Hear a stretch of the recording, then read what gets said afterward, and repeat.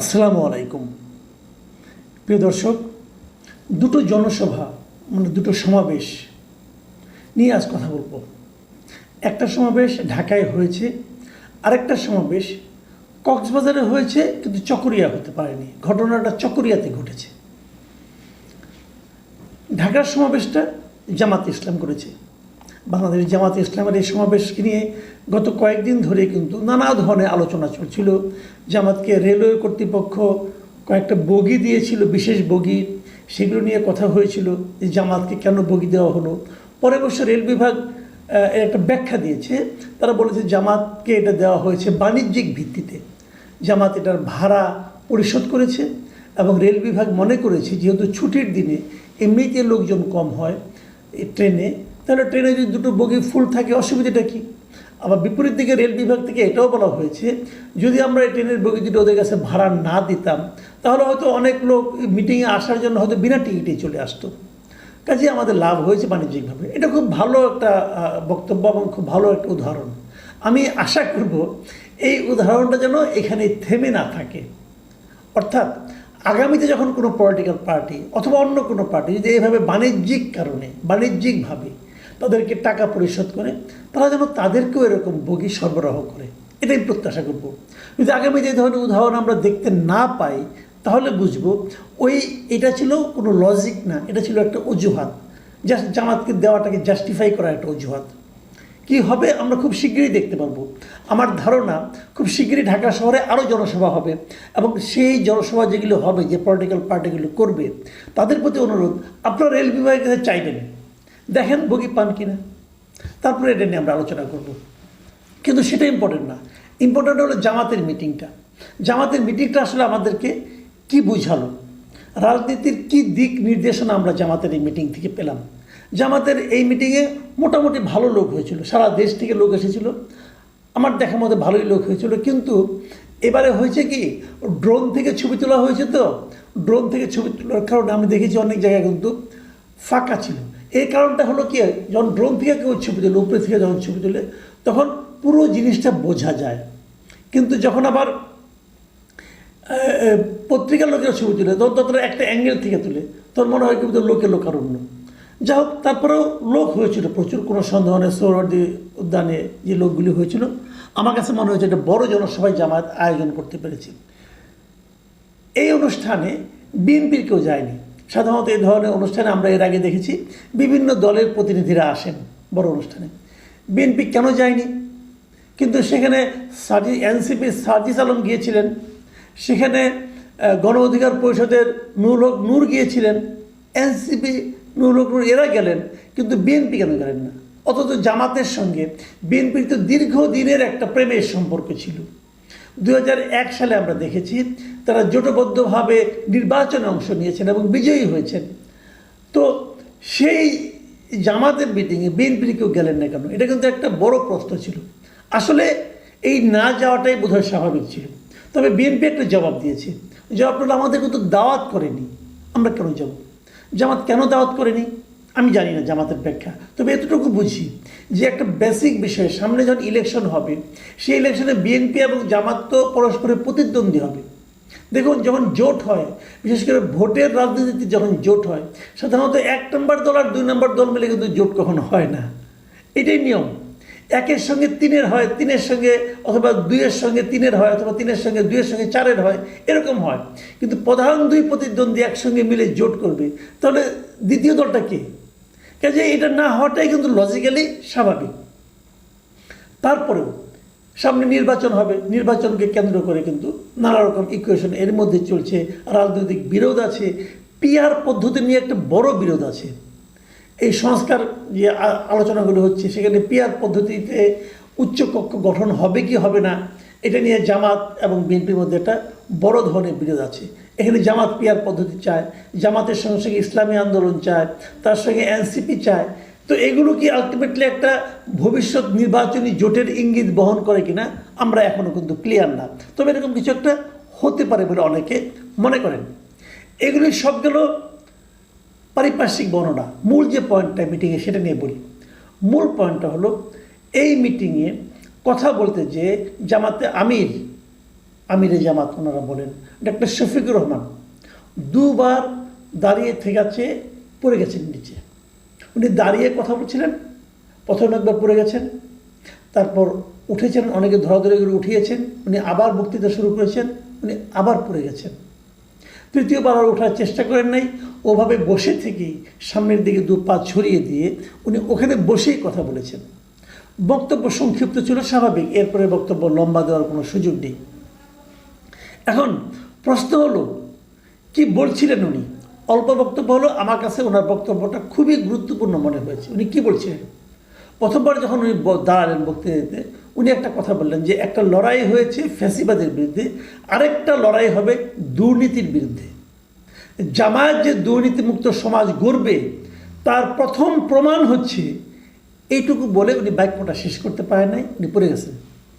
মানে জামাত যে আসলে একটা দুর্নীতিমুক্ত সমাজ গঠন করতে চায় তার প্রথম একটা প্রমাণ উনি দিতে চেয়েছিলেন, প্রমাণটা আমরা পাইনি, দেওয়ার আগে উনি পড়ে গিয়েছিলেন।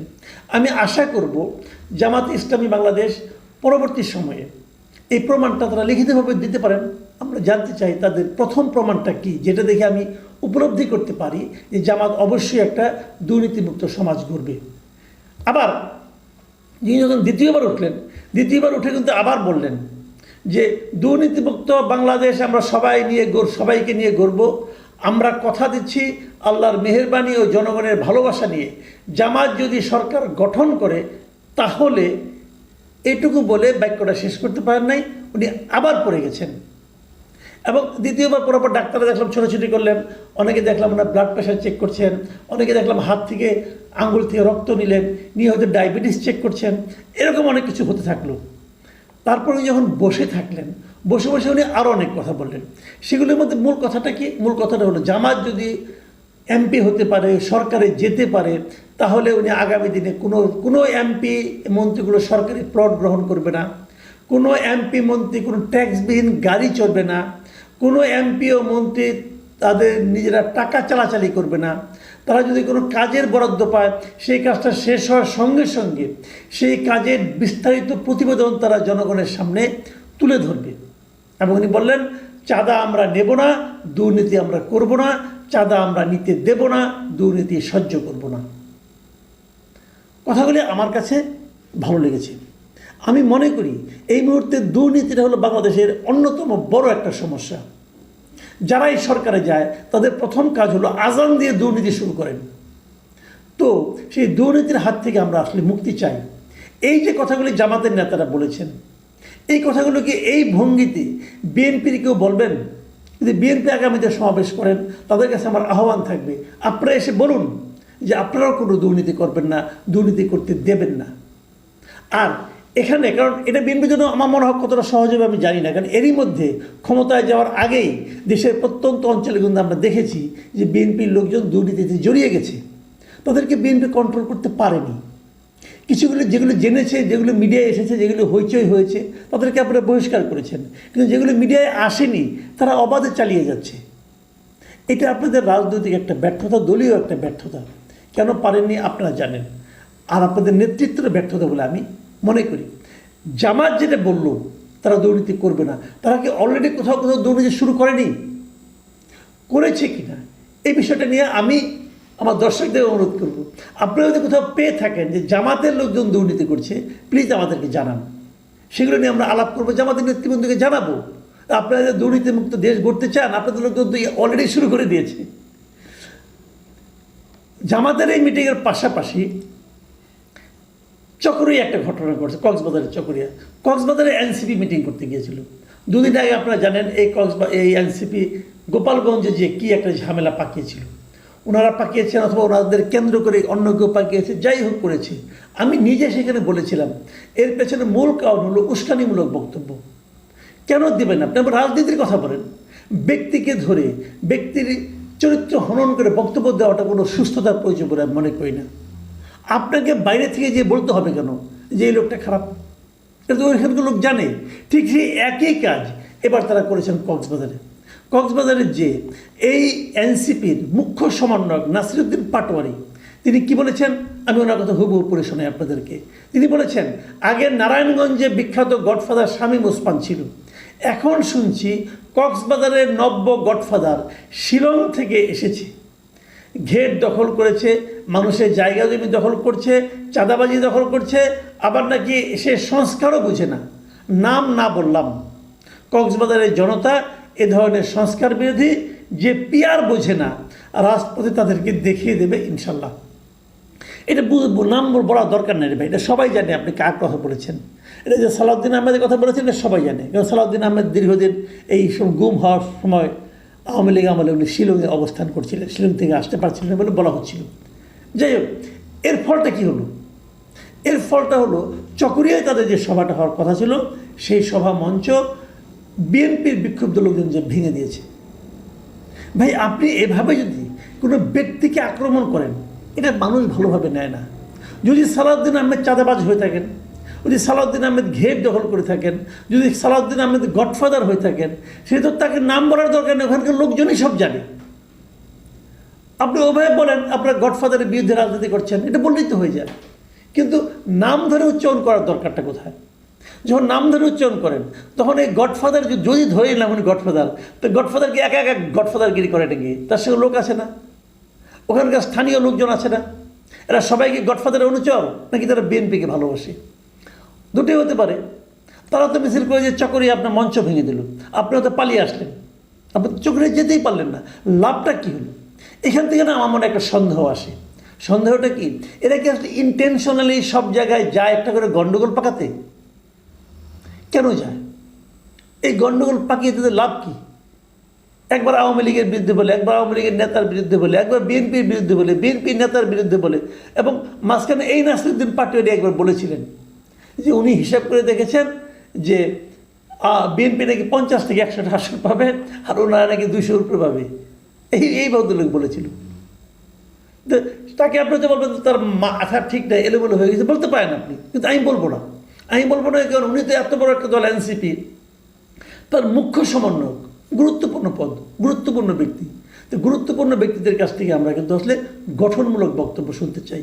আমি গতকালকে বলেছিলাম যে দেখেন, দেশটাকে বিভক্ত করার দায়িত্ব নিয়েন না, মানুষের মধ্যে ঐক্যবদ্ধ করার জন্য একটা প্রচেষ্টা করেন। কুৎসা রটনা করে, মানুষকে গালাগাল করে আমাদের দেশের মানুষের ভালোবাসা অর্জন করা যায় না। এই দেশের মানুষ বেসিক্যালি মিলেমিশে থাকতে চায়। সেই ধরনের কাজ করুন। মাস্তানি করে, মানুষকে তুচ্ছ তাচ্ছিল্য করে, যেটা নাকি আওয়ামী লীগের আমরা অনেক মন্ত্রীরা করতো, হাসান মাহমুদ, ওবায়দুল কাদের এরা করতো। মানুষ এটা পছন্দ করে না। যদি মানুষের ভালোবাসা অর্জন করতে না পারেন তাহলে বেশি দূর যেতে পারবেন না ভাই। এই দৌড় খেয়ে পালাতে হবে সব জায়গা থেকে। আমি একটা কথা বলে এখানে শেষ করি জামাতের মিটিং সম্পর্কে। জামাতের মিটিংয়ে জামাতের আমিরের এই যে পড়ে যাওয়ার ঘটনাটা, এটা নিয়ে দেখলাম সোশ্যাল মিডিয়ায় অনেকে নানা ধরনের ট্রল করেছেন, অনেকে বলেছেন এটা নাকি অভিনয় ছিল। আমি তাদের জন্য এটা বলবো, ভাই দেখেন, উনি একজন বয়স্ক লোক।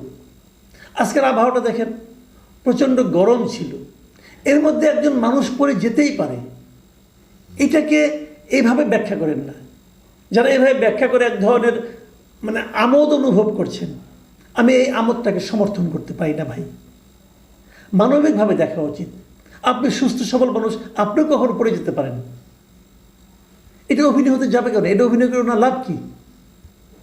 যাই হোক, আমি আবারও বলছি, মানুষকে ইনসাল্ট করে কোনো লাভ নাই। কি সালাউদ্দিন সাহেব, কি জামায়াতের আমির, এদেরকে মানুষ হিসেবে বিচার করেন, মানবিক হন। তাদের ব্যাপারে সমালোচনা থাকতে পারে, সারাদিন সমালোচনা করেন, কোনো সমস্যা নাই। কিন্তু এই ট্রল করা, অমানবিক আচরণ করা এবং গালাগাল করা, এটা কোনো সুস্থতার পরিচয় বহন করে না। প্রিয় দর্শক, এখন এ পর্যন্তই। আল্লাহ হাফিজ।